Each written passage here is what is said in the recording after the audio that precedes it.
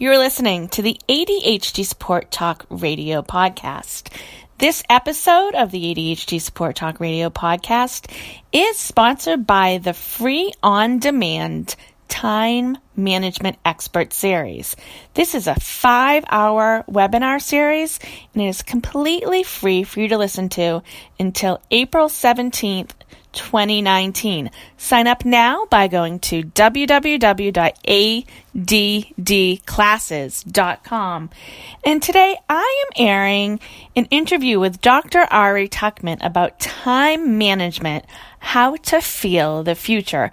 And this interview originally aired at the 2016 ADHD Awareness Expo. Sure. So I'm a psychologist. I'm in private practice in Westchester, Pennsylvania, outside of Philly. I've written a few books, including More Attention, Less Deficit, Understand Your Brain, Get More Done, and a book for clinicians on treating adult ADHD. I've got a podcast called More Attention, Less Deficit with 100 and something, mostly like 10-minute episodes. And when I'm lucky, I get to go to cool places around the world and present, and that's always fun. And what is your website address? That is adultadhdbook.com. Okay. And you have some great resources, and you've done some presentations with me through ADHD classes and participate in stuff. So I would like to have you, because you're a great presenter and great information. So let's start talking about time management and feeling the future. What's that all about, Dr. Tuckman? Sure. So, I see a lot of folks with ADHD. I see a lot of adults. I see a lot of teenagers and kids. And time management and getting things done is always a topic.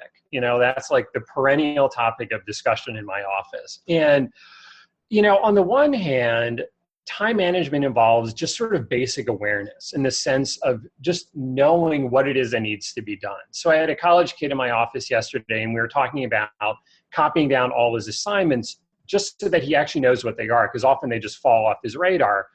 And then at that point, it's not actually a time management problem, because it wasn't there to be managed, if you know what I mean. So first you need to just be aware of the task to be done. But once you are aware, then it becomes a time management thing. How do you manage your time? How do you manage your various tasks and priorities in relation to time so that you can get done the most important things and hopefully then put towards the bottom of the list the less important things, some of which are far more interesting than the important things. Yeah. Right? So that's the challenge, is how do you get the most important stuff done? And the challenge for folks with ADHD often, compared to folks without ADHD, is that they don't feel the future in the same sort of way. So in other words, if you have a couple people and both of them have a big report due for work on Friday, the non-ADHD person, perhaps on like Monday or Tuesday, might they'll start kind of sweating a little bit. Like they'll feel like, oh man, I better get going on that. They feel a little uncomfortable. They start thinking about their week and what else do I need to do? And they start kind of beginning to organize their thoughts a little bit. Maybe they start pulling some things together. They open up a PowerPoint, deck and start copying things around. So they're doing things a little bit earlier. Mm-hmm. Now, the challenge for folks with ADHD is that the same person with the same report due on Friday, the same presentation on Friday, then on Monday, they might know it. They're aware on Monday. If you ask them, hey, do you have anything on Friday? They'll say, sure, I do. I got that report. I got to present it to the meeting, to the group. But they don't feel it on Monday. Mm-hmm. And they don't feel it on Tuesday, maybe on Wednesday, certainly by Thursday, possibly Friday morning, for that 11 o'clock meeting. Friday at 9, now they're feeling it. Mm-hmm. And it's hard, therefore, to get going on something on Monday when you just don't feel it. Like it's out there, it exists, but it's hard to like feel the motivation to get up and do something about it. Right. Are there ways besides building an ADHD time machine to start feeling it earlier? There are. So, the challenge here is that this report, let's say, is not the only thing that exists in your world. Right? So you have this report, but then you have other things that you need to do. Some of them are for work and some of them are for home. And, your coworkers come over and talk to you, and, something happened on Facebook that seems interesting in the moment. And then other stuff comes up. So it's always, how does this report, how does this presentation fit in relative to everything else that you need to do? So if we can't help someone with ADHD feel Friday earlier, feel it more on Monday, so to speak, then one thing we can do is reduce how much they feel the other things. So in other words, and this is that old stuff that everybody talks about, it's like getting rid of distractions, eliminating temptations, reducing the clutter so you don't get pulled off track by other things that are going on around you. So that it's kind of like you think about signal to noise ratio. Signal, the part you want, is this report due on Friday. Noise is all the other distractions going on. So we can reduce the noise so that you can feel, relatively speaking, you can feel that report more on Monday, Tuesday, or Wednesday. But we can also help someone with ADHD or whoever feel the future a little bit more by making it less intellectual. Oh, yeah, I got this thing on Friday, I guess. I don't, and make it more kind of visceral. So to really kind of think about, like, okay, so let's think about this report. What's it going to feel like to be giving it? What's it going to feel like if you really kind of spent some time on it and you did a good job and you can feel good about what you put together, versus what does it feel like if you threw it together at the last minute? So how does it feel standing in the room in front of those slides and running through and giving your report to your group? How does it feel on Friday morning? How does it feel on Thursday night? You're getting into bed on Thursday night and oh man, as soon as I get into work, I got to get going. Oh God, I should probably wake up early, but I hate waking up early. So like, how does it feel in your gut on Thursday? So to really sort of focus on the feeling of it and not just this abstract notion of a task to be done. And I'm guessing this isn't something adults with ADHD do naturally. They kind of need to be introduced to it like you're doing right now, or focused into doing it. Yeah, and you're right. It's that for folks with ADHD, they tend to be a little bit more kind of absorbed in the task of the current moment. And to think about the future, to feel the future, we have to disengage from what we're doing in the present moment, right? Because if we're really absorbed in whatever's right in front of us, we're not looking down the road to see what else is coming. So there's this constant balance for all of us that we strike between focusing on what's right in front of us and looking down the road to see what's coming. And if you look far down the road... Is this on the idea of like visualization then that some people are familiar with? So people who are familiar with visualization, they put themselves into the future and picture how something's going to be when it's complete. So on that idea? Yeah. I mean, that fits right into this. Or if somebody's, I don't know, like another example, if somebody wants to lose some weight, so they buy that dress or the bathing suit or whatever that they want to fit into and they hang it up, or they rip the picture out of the catalog and they tape it up to the wall so they can see, and that sparks the thought of, man, how good would that feel to get into that, or whatever else kind of tangible reward is for that effort. But I like that. It's a different concept, like feeling the future, putting yourself into the future.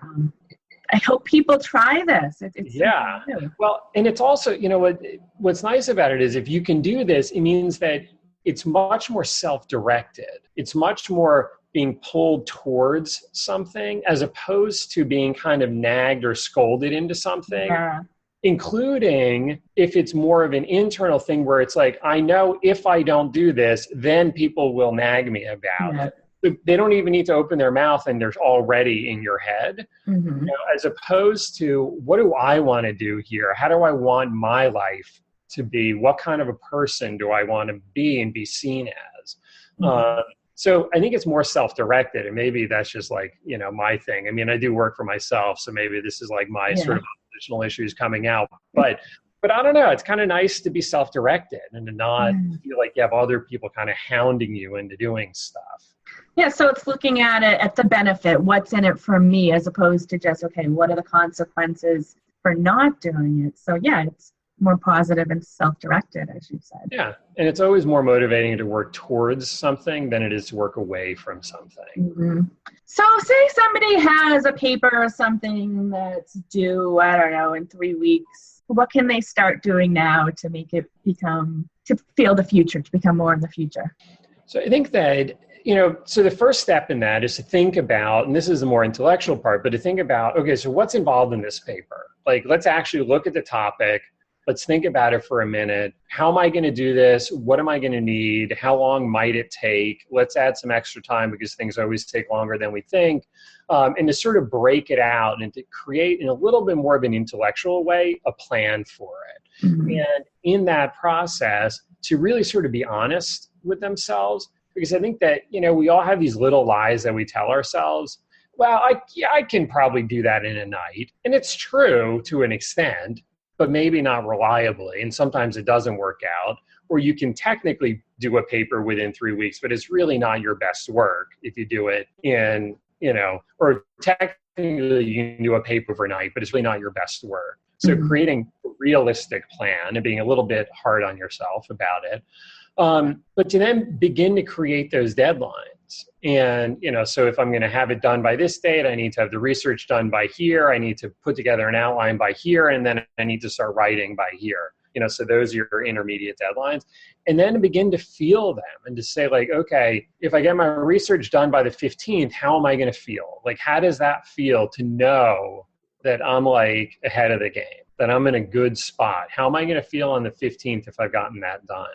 What's it going to be like to then sit down on the 20th, I'm making up dates here, on the 20th to start to put it together, knowing I have a little bit of breathing room. What's going to feel like on the 23rd to actually sit down and write it and have time if the creative juices aren't flowing to say, you know what, screw this, I'm going to do this tomorrow. When you actually have that luxury to do it, you don't have to force yourself through. Mm-hmm. Now, we're actually getting towards the end of today's video. Is there anything that you didn't share about this feeling the future when it comes to time management? And can you make sure you give out your contact information, Dr. Tuckman? Sure. So, the technical term for what I'm talking about here, it's a term really from economics, but it's used in other places. It's called temporal discounting. And basically, the idea is that we feel the present more strongly than we feel the future. So the suffering of the present feels bigger than the suffering tomorrow or next week. And in the same way, the fun of today feels bigger than the fun that we're going to have tomorrow or next week. Mm-hmm. So, this is a whole thing of like, oh, I'm having a good time. It's midnight. I can stay up a little bit later. I won't feel that bad tomorrow. And then tomorrow comes, you're like, oh, why did I do that to myself? So we all do this to some extent. This is why most people are bad at saving for retirement, because they're like, 40 years from now, it'll be fine.